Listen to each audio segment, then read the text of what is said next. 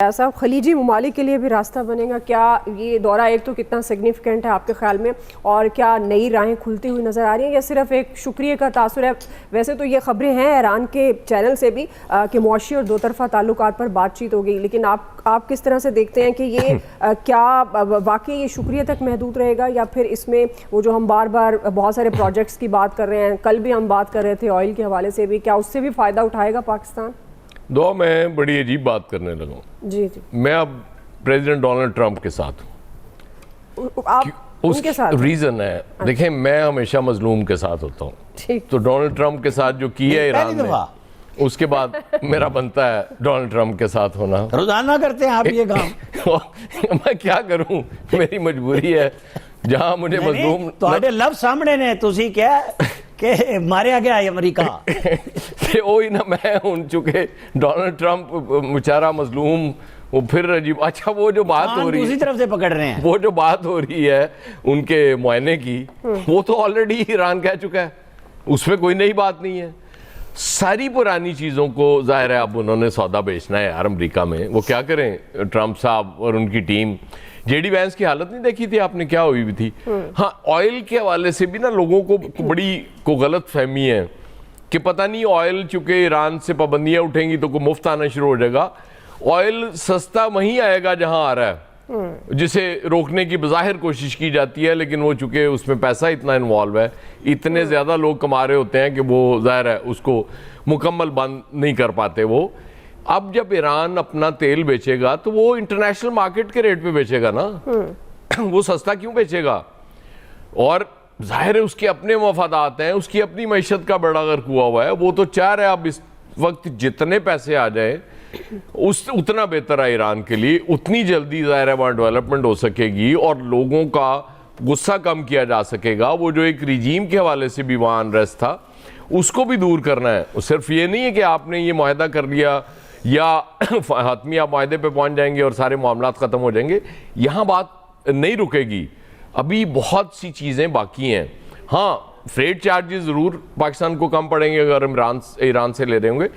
फिर हमें ये देखना पड़ेगा कि हमने जो मुआहदे किए हुए हैं कि सऊदी अरब से हमने क्या लेना है, अमेरिका से क्या लेना है, कतर से क्या लेना है, कुवैत से क्या लेना है, उसके हिसाब से वो जितनी गुंजाइश बनेगी, ज़ाहिर है एकदम तो ये मुमकिन नहीं है।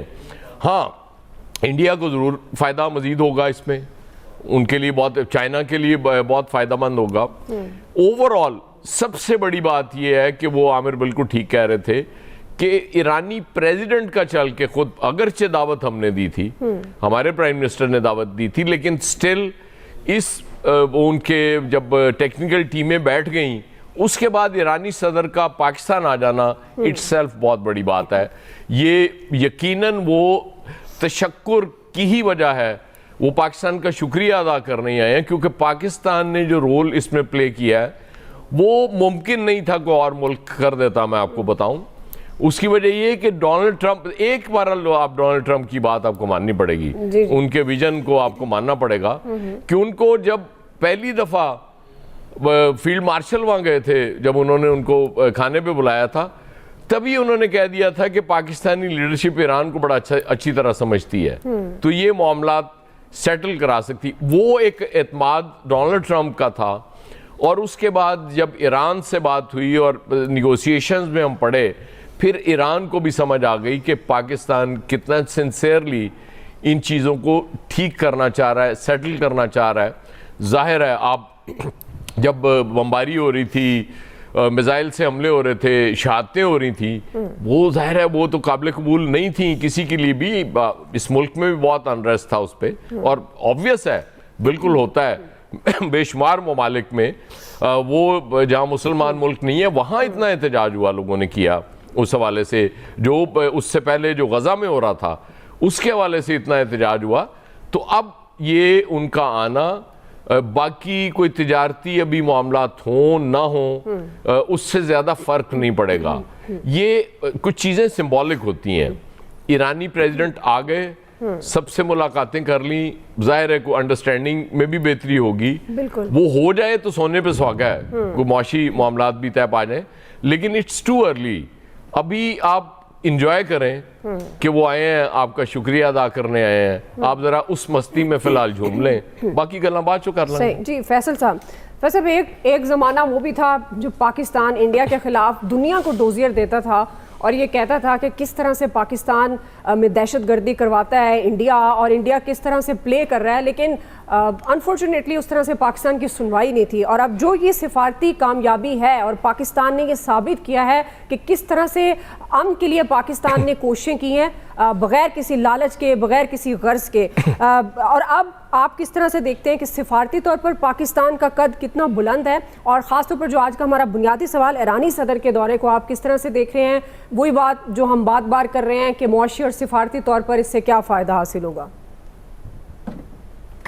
ये पाकिस्तान का जो सिफारती कद है वो तो इतना बुलंद है कि पूरी दुनिया जो है वो पाकिस्तान के झंडे को जो है वो सर ऊंचा करके देख रही है। ये पाकिस्तान की बहुत बड़ी अचीवमेंट है और ये मनाजिर हमने जो है वो जनेवा मुज़ाकरात में जो है वो स्विट्ज़रलैंड में देखे भी हैं कि सबकी नज़रें पाकिस्तान पे थी, ख़ासतौर पे अमेरिका की लीडरशिप के तो पसीने छुटे हुए थे और बड़ी बेबसी के आलम में से पाकिस्तान को देख रहे थे कि इस दलदल से जो है वो पाकिस्तान ही निकाल सकता है। जिन हालात में ईरानी सदर ने दौरा किया, ये टाइमिंग बहुत अहम है कि वो मुल्क अभी जंग से भी सही तरह शायद निकला भी नहीं है। 24 घंटे पहले मायदा हुआ है, मुहर्रम भी चल रहे हैं, उनके मजहबी अकायद का भी मामला है।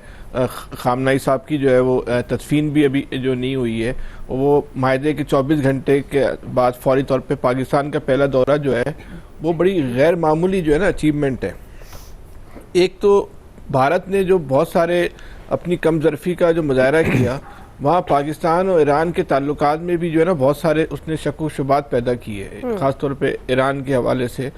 वो अभी क्योंकि अच्छा दोस्ताना माहौल है, उन वाक़यात का हवाला देना भी मुनासिब नहीं है, लेकिन इसमें पाकिस्तान ने सालिसी से जिस तरह गैर जानिबदाराना किरदार अदा किया, मिसाली किरदार अदा किया, उससे जो ईरान के शक व शुबात थे वो भी जो है वो ख़त्म हो गए होंगे। क्योंकि बहुत सारे ऐसे मसाइल हुए जिनमें इस तरह की चीज़ें सामने आई कि उसमें भारत ने जो है वो ईरान को इस्तेमाल किया, ईरान की सरजमीन को जो है वो इस्तेमाल किया।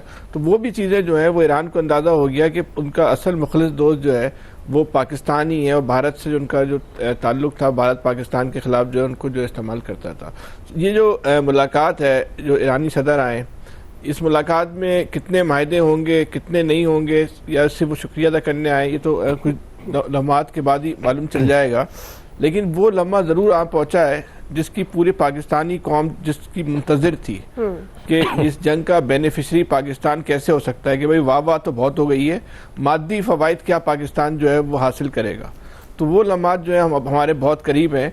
देखिए, तेल तो आलमी मार्केट के रेट के हिसाब से तो मिलेगा या नहीं मिलेगा तो आने वाले वक्त में चलेगा, लेकिन जो मसाफत है जो खलीजी ममालिक से लाने में, उसके अखराजात पाकिस्तान के जो है ना कम हो जाएंगे। तो अब जो है ना वो बाय रोड भी यहाँ से जो है ना वो तेल आ सकता है। फिर जो पाकिस्तान में इस वक्त एक बहुत बड़ा जो बहरान है वो गैस का जो है बहरान है। कि लाहौर का तो मुझे अंदाज़ा नहीं, कराची में जो है वो दिन में 3 दफ़ा जो है 1-1 घंटे के लिए, 2 घंटे के लिए गैस आती है। अल्हम्दुलिल्लाह ऐसे ही है। बिल्कुल आप खुश ना हो कि आपके ही साथ हो रहा है, ये लाहौर में भी ऐसे ही है। गैस के साए तले हम एक हैं। ये इस वक्त पाकिस्तान को एक बहुत संगीन नौइयत का बहरान है। अच्छा, गैस नहीं आती ना तो आपके अखराजात और बढ़ गए।